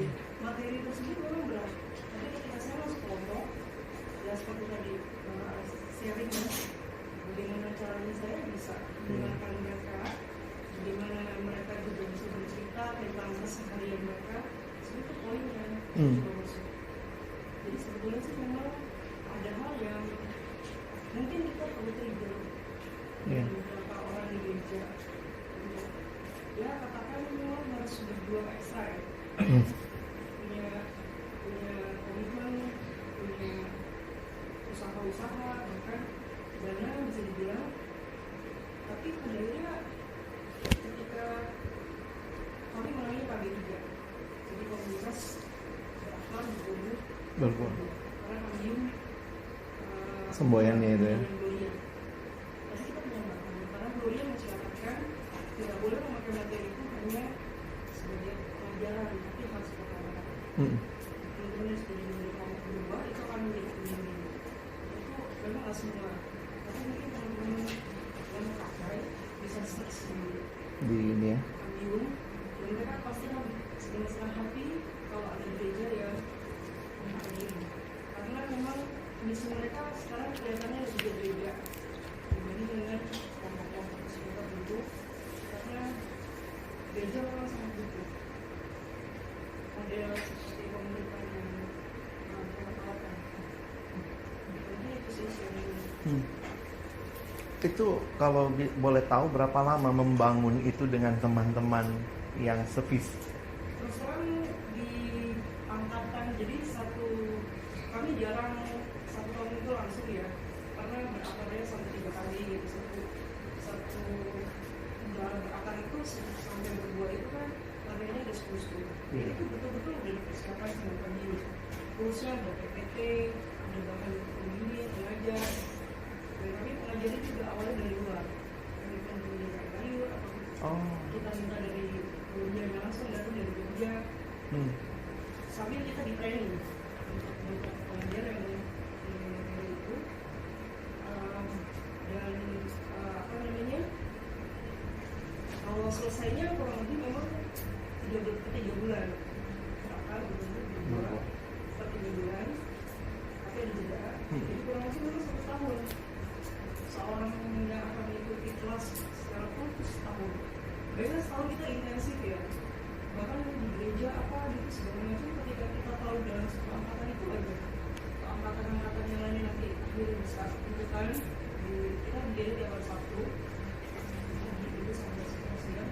Dan itu emang jadi publikasi yang ini ya, publikasi yang saling membangun.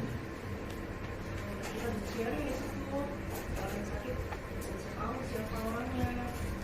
Bahkan saya punya kesempatan Tuhan berikan itu ada satu orang rumah yang dengan ceritanya gitu ya, dia lokal juga sudah sakit gitu sudah. Tapi akhirnya dia bisa kuat ketika dia tahu bahwa saya membuat menurut saya, lalu dia berusaha untuk mengatasi katarak dengan usia yang menjelaskan dulu. Tujuannya cuma satu, saya mau bisa baca udah seminggu sekali ya. Saya pikir saya harus support, jadi kami support Oma Yuni yang dia berobat, kita kemudian karena keluarganya nggak ada yang kayak dan mungkin mereka nggak tahu gitu cuma seperti itu ya, mungkin itu dalam sosial ya, dalam semua panggilannya pasti Tuhan kasih lah kalau apa namanya momennya ini mau dipakai pembinaan yang ada kondisi budaya. Thank you sharingnya ya. Jadi Kak Nina sharing tentang Kambium, ini salah satu tools yang baik juga untuk pemuridan di gereja. Bersyukurnya sebenarnya Kambium ini yang bikin teman-teman kita juga, Perkantas Jogja yang buat. Jadi semua MHB itu di PPT-in dan bagus PPT-nya ya. Dan itu menarik memang, tapi itu polanya adalah disampaikan ada kelas besarnya lalu nanti masuk kelompok. Dan saya juga bersyukur sih mendengar bahwa ada teman-teman ya, kalau Kak Nina, Bang Lian ini dulu teman-teman saya PMKJ. Ya kalian mungkin generasinya di bawah kami ya. Tapi ini teman-teman PMKJ dan maksudnya bersyukur kita masih bertumbuh. Jadi bayangkan teman-teman kalau kita memimpin sebenarnya bukan cuma kita yang membagikan sama orang, kita juga jadi ikut bertumbuh begitu. Saya pikir itu kesempatan yang baik. Ada yang mungkin yang lain mau share juga? Atau ada yang mungkin melihat peluang apa yang bisa dikerjakan? Silahkan saling mengontak ya. Karena satu sisi kendalanya adalah Pernah pakai kambium nggak? Belum ya? Mau kita di kayu kebayan belum pakai ya? jadi di kayu Layur yang pakai. di kayu kebayangan baru itu kita sebenarnya mau coba asli ini. Cuman kan ada beberapa yang agak resisten. Nah, jadi kita pakai Kita bahan mungkin yang harusnya bikin MHB nggak ada cap perkantasnya kali ya. Itu mungkin gereja lebih terima ya. jadi kita les bahannya kelompok kecil terus saya rasa ini ngambang banget tapi mau nggak mau harus itu yang Iya, yang dipakai ya. jadi memang kelihatan tuh di kelompok adiknya jadi lama sekali lalu kayaknya dia fokus apalagi sesama PKI yang masuk ke Sebenarnya kalau pendetanya juga bisa bilang di tempat kami dipakai kan mungkin menjadi referensi ya. Sisi yang lain yang saya lihat juga begini kali ya. Jadi saya bersyukur melihat dengar cerita teman-teman bahwa ada orang-orang yang mau memberi diri lebih. Karena kalau kita cuma bilang ya di kantor juga saya sudah menyerahkan semuanya, ternyata teman-teman masih ambil pelayanan, Sabtu pagi masih ngurusin pemuridan, dan saya pikir harusnya profil alumni kita seperti itu kali ya. Bukan alumni yang mengatakan ya saya sudah pelayanan di pekerjaan saya, tapi benar-benar juga punya keterbebanan bagaimana banyak jiwa bisa dijangkau bagi Injil, bagi pertumbuhan rohani. Ada lagi yang mau bertanya atau mau sharing? Silakan ya.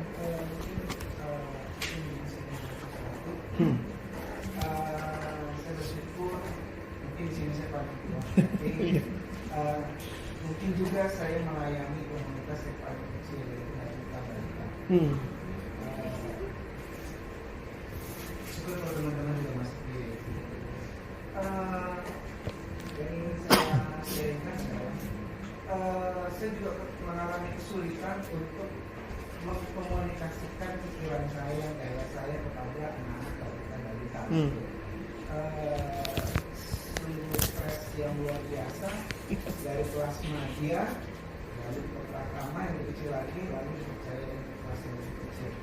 Karena kalau kelas yang kecil itu kan riuh ya. Sini mau didengar, sini mau didengar, sini mau didengar, terus kapan saya ngomong? Jadi yang satu hal saya sangat terberkati bahwa ini memang kalau pelayanan sekolah minggu, saya pelayanan di gereja juga. Pelayanan sekolah minggu itu banyak tanda kutip orang yang dewasa rohani tinggalkan. Lebih suka yang seumuran, sekomunitas, gitu. Sedangkan saya nggak menemukan teman-teman yang sepikir, sekomunitas di gereja. Dan di sana sampai-sampai ya maaf kalau di level majelis saya berani bilangkan pokoknya anggaran untuk sekolah minggu nggak boleh dikurangi. Segala sesuatu sekolah minggu harus tinggi prioritasnya. Kenapa? Karena memang kalau kita kebanyakan berpikir untuk level kita, terus siapa yang mikirin level di bawah gitu? Yang generasi penerus. Teman-teman, mungkin yang ingin saya sharingkan satu hal bahwa dalam kita melayani kita perlu melumer dalam arti positif gitu. Jangan kita resisten dengan masa sih level gue harus downgrade gitu kan. Mungkin beberapa teman di sini yang mengajarkan di PTA tahu lah saya seperti apa. Tadi Bang Alex juga kami satu angkatan dulu di tahun 90 awal. Jadi malu disebut tahunnya. Nin disebut Nin. Ya, kita harus mudah melumer dan tidak resisten untuk sesuatu yang baru. Kemudian juga kita harus mudah beradaptasi gitu. Jangan kita merasa nyaman. Oh Tuhan sudah panggil saya di alumni, panggil saya di siswa, panggil saya di mahasiswa, panggil saya juga ternyata kan mau panggil ke tempat lain. Dan saya bersyukur di kantor sekarang teman-teman sudah tahu, Pak, hari ini hari Rabu, Bapak belajar nggak? Gitu. Jadi teman-teman jadi saya punya teman kerja di sini ada 5 orang, cuma mereka itu 13 orang satu ruangan. Pak, Bapak belajar nggak? Saya 5 tahun di kantor sebelah, saya nggak pernah ikut kelas ini. Tapi 2 bulan saya di kantor sebelah, berpindah, puji Tuhan terlibat di kelas ini.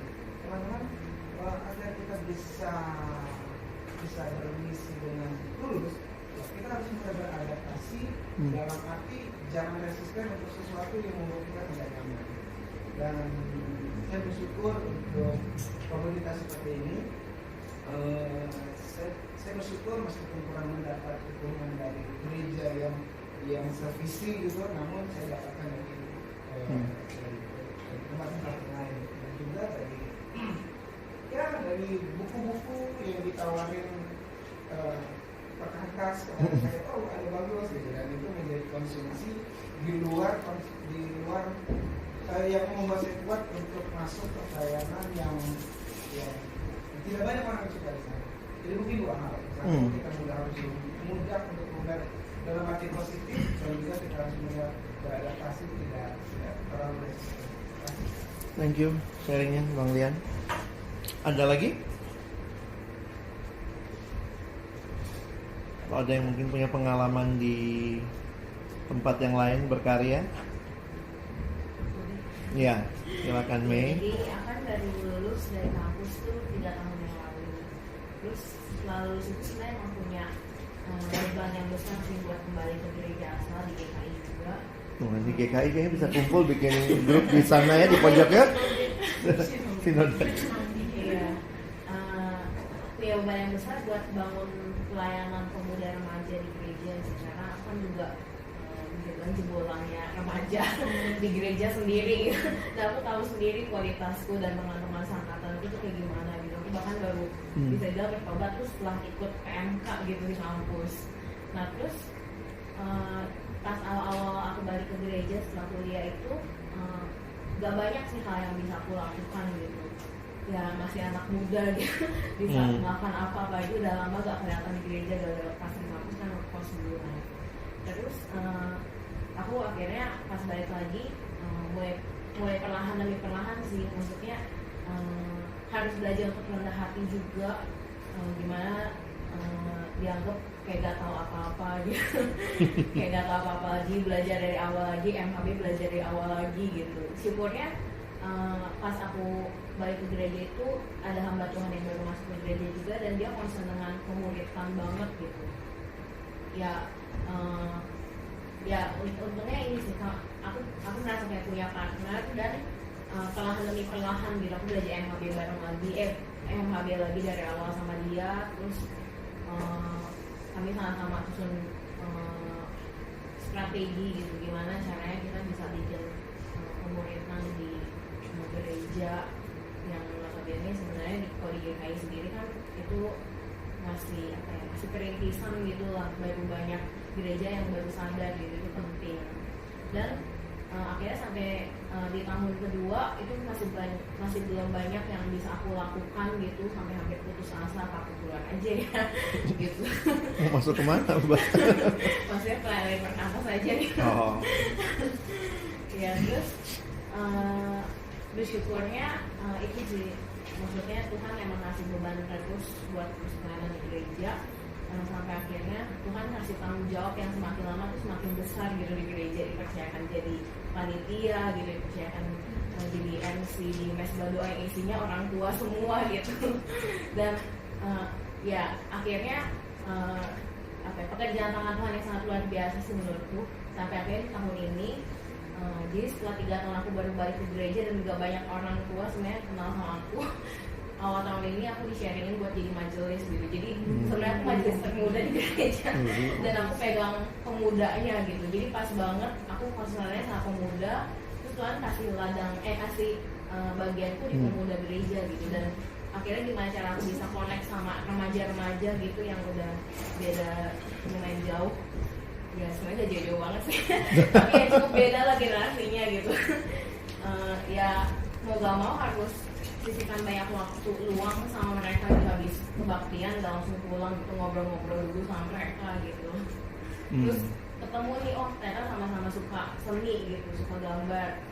Oh yaudah kita bikin komunitas kumpul bareng iseng doang gitu. Tapi akhirnya cuma malah bisa pemuritan di situ. Thank you ya, ini success story setelah melewati pergumulan yang panjang. Kadang saya pikir ya pasti semua kita punya cerita ya dengan pergumulan kita juga, termasuk tidak mudah seringkali di gereja asal kita. Tapi saya pikir di situ juga komunitas yang mungkin juga sangat sedikit dengar Injil kali ya. Kalau kita balik kepada gereja udah mulai sibuk sama organisasi, tidak sibuk bangun murid, lebih sibuk bangun gedung. Kalau bangun gedung kayaknya semangat, kalau datang rutin pembinaan kayaknya melempem gitu. Tapi kita jadi orang-orang yang perlu hadir di sana. Nah, saya mendorong teman-teman, mungkin fokus saya malam ini mendorongnya dua kali ya. Yang pertama tadi, jangan lupa di tempat pekerjaan kita itu juga tempat di mana saudara bisa menginjili dan memuridkan secara sederhana. Secara istilah Bang Lian tadi, secara lumer begitu ya, bisa masuk ke semua bagian. Saya kagum juga dengan beberapa orang yang malah deketnya sama office boy misalnya gitu ya. Karena mungkin ada yang merasa kayaknya ngapain ngobrol, kayaknya saya S2 loh, nggak nyambung dong gitu ya.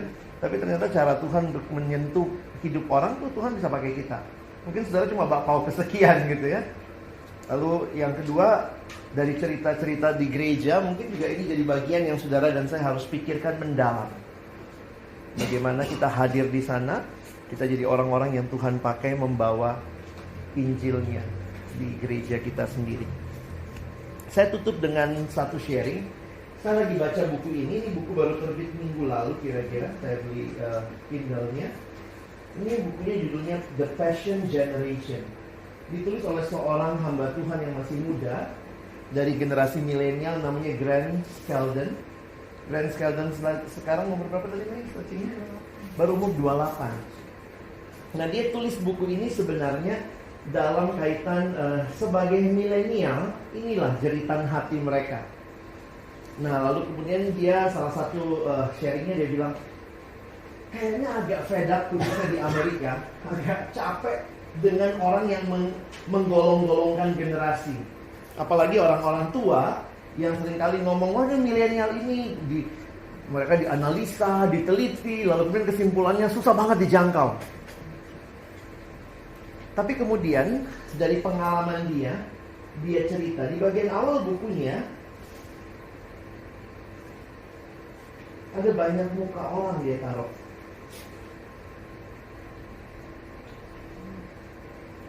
Wajah orang, beberapa wajah gitu ya. Dan ini semua generasi tua. Ada Martin Luther juga tadi, tua banget. Dan sebenarnya tesis dia dalam buku ini, apa yang dia mau sampaikan dalam buku ini, dia bilang begini, kita nggak punya masalah generasi sebenarnya. We don't have a generational problem. Tapi kita punya masalah, we have a discipleship problem. Banyak orang yang masuk ke gereja dalam generasi muda ini nggak dijangkau oleh generasi sebelumnya yang lebih tua, sehingga mereka hilang. Makanya saya juga kalau mendorong teman-teman untuk bermisi, salah satunya misalnya dalam penginjilan dan pemuridan, salah satunya itu passionate-nya di gereja. Khususnya kalau di gereja untuk pelayanan anak dan remaja pemuda. Karena istilahnya kalau opung-opung udah susah diubah ya. Mungkin yang lebih gampang tuh anak, bukan lebih gampang ya Tuhan izinkan anak dan orang tua juga bisa. Kalau Tuhan mau ubah ya, oma juga bisa ya, umur 80-an. Tapi hampir pasti kalau gereja saudara agak normal ya, nggak nolak kalau orang mau jadi guru sekolah minggu. Karena sedikit yang mau sana. Atau jadi guru dan pembimbing di remaja. Jadi dia bilang begini, ketimbang kita nyalah-nyalahin generasi ini, ayolah kita pegang mereka. Sampai dia mengatakan gini, lu jangan kritik-kritik generasi kami kalau lu gak kasih dirimu sama kami. Dan akhirnya orang pertama yang dia masukkan, Kevin, ini PKK-nya dia di gereja. Memang bukan PKK dalam arti apa, dia gak punya kelompok juga. Tapi Kevin ini orang yang membimbing dia Dan Kevin orang yang membuka hidupnya supaya si Grant Skeldon ini bisa masuk, bertumbuh. Dan dia ngomong begini, saya awalnya datang ke gereja, saya kecewa sama Tuhan. Dan waktu saya datang ke sana, saya ketemu dengan Kevin yang membuka diri, menyambut saya. Dan kemudian dia memuridkan saya dengan arti apa? Dia buka hidupnya bagi saya. Saya bisa datang ke rumahnya. Dia makin lama makin menyatakan dirinya yang sebenarnya. Maksudnya dia juga masih punya kegagalan, tapi dia terus bertumbuh. Dan dia bilang, saya lihat Tuhan dalam hidup dia. Makanya dia bilang kalimat tadi, saya kutip dari dia gitu ya. Generasi milenial ini nggak baca Alkitab, masih jauh dia dari Alkitab. Dia baca hidup orang Kristen. Dan ketika hidup-hidup itu bisa menjadi hidup yang menginspirasi dia, ada orang yang mau setia, ada orang yang mau memahami, ada orang yang mau mendoakan, ada orang yang mau merangkul, maka Tuhan akan pakai generasi ini yang dimuridkan untuk dipakai bagi kemuliaan Tuhan. Karena nanti habis milenial ada lagi generasi apa lagi tuh? Z lah, nanti adalah generasi kita. You can name every generation, tapi tanggung jawab kita jadikan murid, jadikan mereka murid, jangkau mereka, injili mereka. Makanya waktu saya melihat ini, saya bilang jangan sampai, saya tidak masalah dengan alumni yang berkarya luar biasa di bangsa, jadi apa petinggi, tapi mari ingat, Tuhan juga panggil alumni tetap menginjili, tetap memuridkan, karena itu juga cara Tuhan membangun dunia ini. Oke, kiranya ini boleh jadi wawasan buat kita, pemahaman dan juga dorongan gitu ya, supaya teman-teman pikirkan di mana kita hadir. Artikel ini silakan dibaca. Nggak apa-apa, saya nggak ada waktu menjelaskan, tapi artikel ini menolong kita punya teologi yang benar tentang penginjilan. Saya udah jelasin konsepnya tadi soal bakpao keberapa. Nah, dia mengkritisi beberapa metode yang sibuk dengan target. Berapa yang di PI, berapa orang. Dia mengatakan bahwa seringkali hal-hal seperti itu membuat kita merasa kita lah yang harusnya jadi orang yang berbangga waktu ada yang bertobat. Sebenarnya kita nggak lebih dari alat Tuhan, tapi Tuhan mau pakai kita di generasi ini. Ya. Mungkin ada yang disebutkan. Tadi kan disampaikan bahwa di gereja itu akan mudah menerima siapa yang mengajar Tuhan. Ya, mungkin lebih mudah. Belum tentu ya. Mungkin lebih mudah. Mungkin sedikit cerita, saya 40 tahun di gereja ini, sudah menikah, saya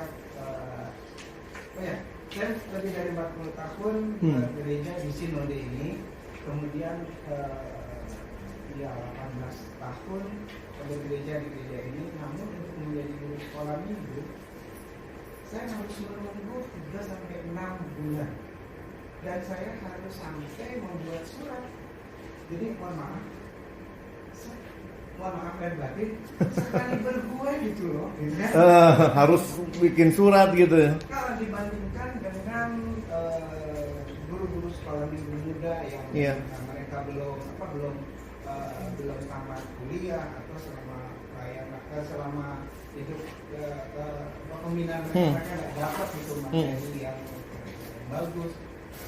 Sampai-sampai saya juga hopeless gitu. Saya juga kecewa sama majelis.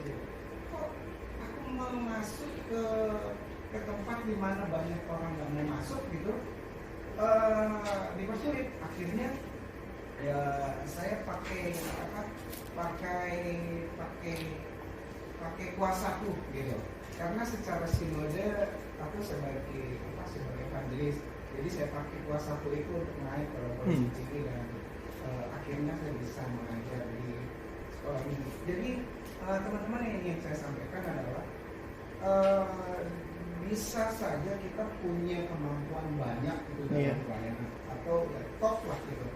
Namun waktu kita mau masuk ke satu ladang Injil gitu, kita mau memberitakan Injil yang murni, yang berkualitas, bisa aja ternyata di pekerja-pekerja di ladang Injil itu resisten gitu. Oh jangan mereka punya banyak pertimbangan apa padahal itu sesungguhnya itu kalau mereka melihat dari sudut lain, mereka menghambat justru yang harusnya anak-anak konteks itu anak-anak ya. Iya. Anak-anak harusnya dapat yang bagus tuh 6 bulan, tapi ditunda 6 bulan.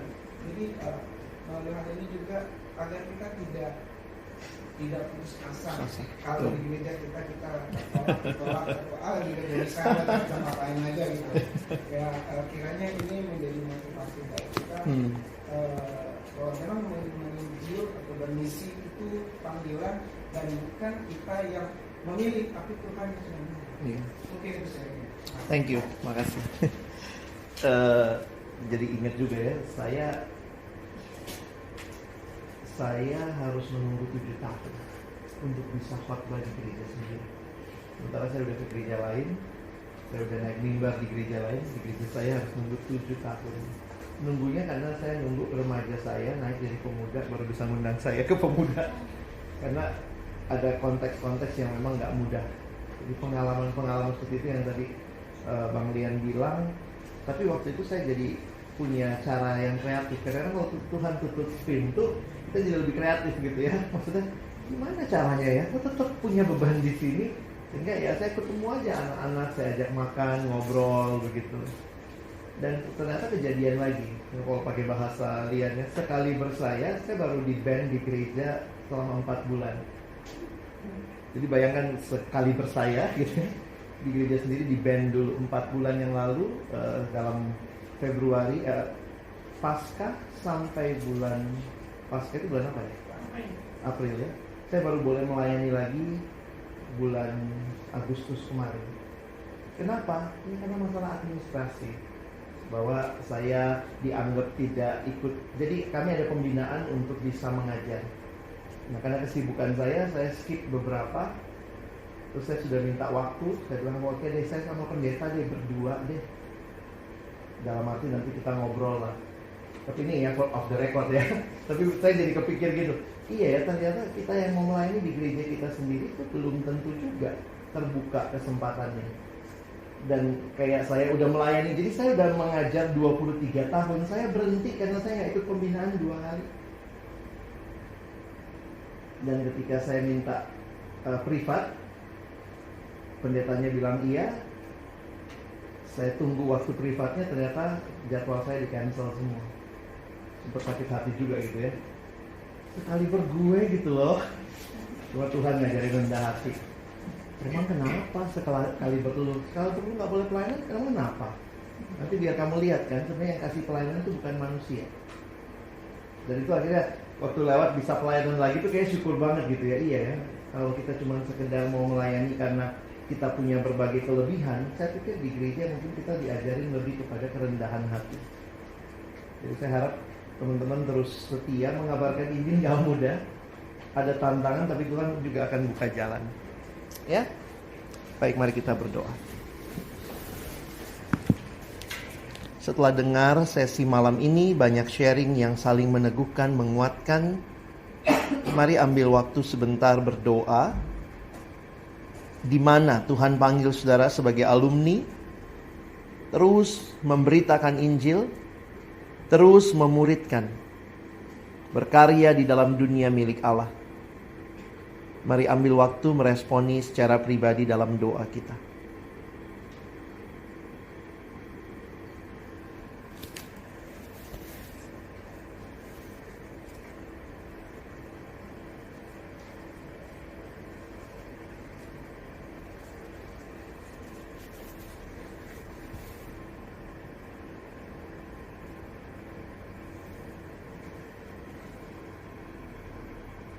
Bapak Surgawi, terima kasih banyak kami boleh belajar bersama. Mungkin hal-hal yang kami pelajari bukan hal yang baru bagi kami, tetapi kami terus diingatkan, bahkan diteguhkan dari komunitas ini, betapa Tuhan mengasihi dunia ini, termasuk tempat-tempat di mana kami hadir setiap waktunya, di keluarga kami, di tengah pekerjaan kami, di tengah gereja kami.